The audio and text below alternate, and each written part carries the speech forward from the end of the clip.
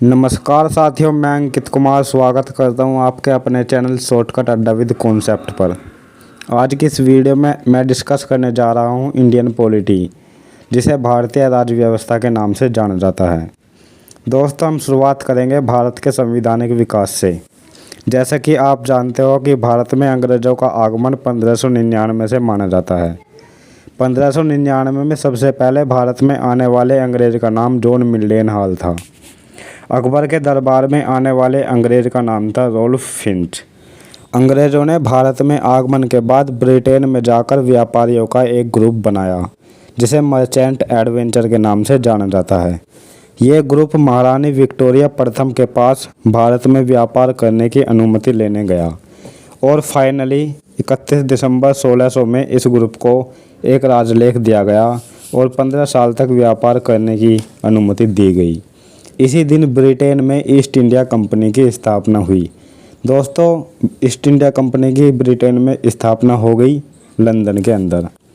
दोस्तों, इस व्यापारिक ग्रुप में कुल 217 मेंबर थे और उन्होंने 30,133 पाउंड की संपत्ति के साथ ये ग्रुप चलाया, यानी कि ईस्ट इंडिया कंपनी की स्थापना की। दोस्तों, अंग्रेज़ों की 3 प्रेसिडेंसी हुआ करती थी, जो थी बंगाल, मद्रास और बम्बई। दोस्तों, इनमें सबसे ऊंचा पद गवर्नर का होता था और उससे नीचे होते थे उप गवर्नर और फिर आपके होते थे निदेशक मंडल। निदेशक मंडलों की संख्या दोस्तों आपकी 24 थी। अंग्रेज़ों की प्रथम फैक्ट्री सूरत में लगाई गई, लेकिन अंग्रेज़ों ने सबसे पहले बंगाल पर अधिकार किया, तो इसलिए हम यहाँ पर बंगाल से ही अपनी पॉलिटी को स्टार्ट करेंगे। दोस्तों, जैसा कि आप जानते हो, औरंगज़ेब ने 1700 में मुर्शीद कुली खान को बंगाल का सूबेदार नियुक्त किया था। 1707 में बंगाल की राजधानी ढाका हुआ करती थी, हालांकि उसके बाद बदली भी गई और इसी तरह से अदल बदल होती रही। तो बात करते हैं अब 1707 की, जिस समय औरंगज़ेब की मृत्यु हुई।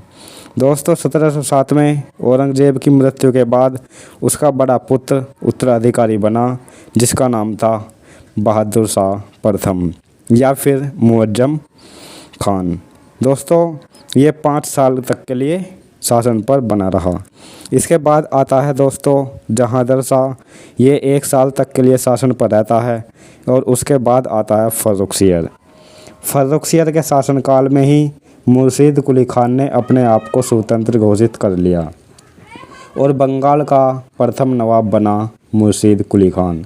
इसका शासन 1713 से लेकर 1727 तक चला। इसने बंगाल में मुर्शिदाबाद नामक शहर की स्थापना की और इसने अपनी राजधानी को ढाका से मुर्शिदाबाद स्थानांतरित किया। 1717 में फर्रुखसियर के द्वारा ब्रिटेन को एक स्वर्णिम फरमान जारी किया गया। इसके तहत अंग्रेज़ों को बंगाल में कर मुक्त यानी टैक्स फ्री व्यापार करने की अनुमति मिली। दोस्तों, उसके बाद बंगाल का अगला नवाब आता है शुजाउद्दीन। इसका शासनकाल 1727 से लेकर 1739 तक रहा और उसके बाद आता है बंगाल का अगला नवाब सरफराज खान। इसका शासनकाल 1739 से लेकर 1740 तक रहा। इसी के शासनकाल में बिहार का शासक हुआ करता था एक, जिसका नाम था अलीवर्दी खान। अलीवर्दी खान ने सरफराज खान के खिलाफ बगावत की और 1740 में दोनों के बीच एक युद्ध लड़ा गया, जिसे घेरिया के युद्ध के नाम से जाना जाता है। दोस्तों, घेरिया का युद्ध अलीवर्दी खान और सरफराज खान के बीच में लड़ा गया, जिसमें अलीवर्दी खान की जीत हुई और अगला नवाब बना अलीवर्दी खान। 1740 से लेकर 1756 तक अलीवर्दी खान का शासन रहा। अलीवर्दी खान ने अंग्रेज़ों को मधुमक्खी के समान बताया।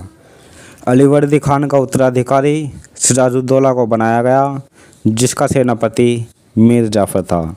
सिराजुद्दौला का शासनकाल 1756 से लेकर 1757 तक के लिए रहेगा। सिराजुद्दौला के शासनकाल में अंग्रेज़ों ने कलकत्ता की और फ्रांसीसियों ने चंद्रनगर की किलाबंदी कर दी।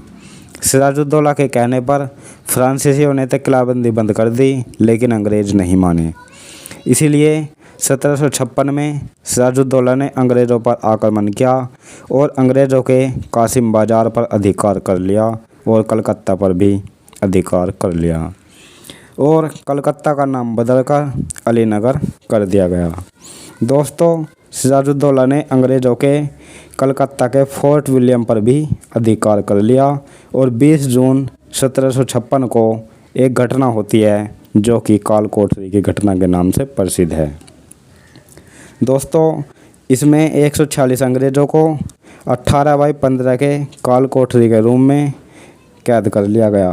काल कोठरी को 2 दिन बाद खोला गया, जिसमें से 123 लोग मर चुके थे और केवल 23 लोग ही जीवित बचे, जिनमें से एक बचा था विलियम होलवेल, जिसने ही यह घटना हमें लिखकर बताई। सिराजुद्दौला के खिलाफ कार्यवाही करने के लिए अंग्रेज़ों की मद्रास प्रेसिडेंसी से एक अंग्रेज़ सेनापति को भेजा गया, जिसका नाम था रॉबर्ट क्लाइव।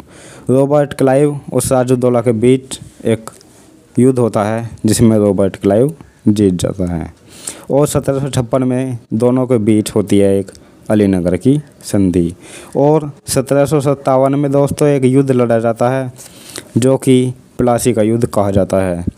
ये दोस्तों एक तरफ तो थे रॉबर्ट क्लाइव और दूसरी तरफ थे सिराजुद्दौला। सिराजुद्दौला के साथ में इसके सेनापति भी थे, जिसका नाम था मीर जाफ़र और एक था राय दुर्लभ। दोस्तों, मीर जाफ़र और राय दुर्लभ सिराजुद्दौला के साथ न होकर रॉबर्ट क्लाइव के साथ जाकर मिल गए, इसलिए इसमें रॉबर्ट क्लाइव की जीत होती है। दोस्तों, आज की वीडियो में इतना ही। मिलते हैं नेक्स्ट वीडियो में। तब तक के लिए thank you, take care, good bye. जय हिंद, जय भारत, वंदे मातरम।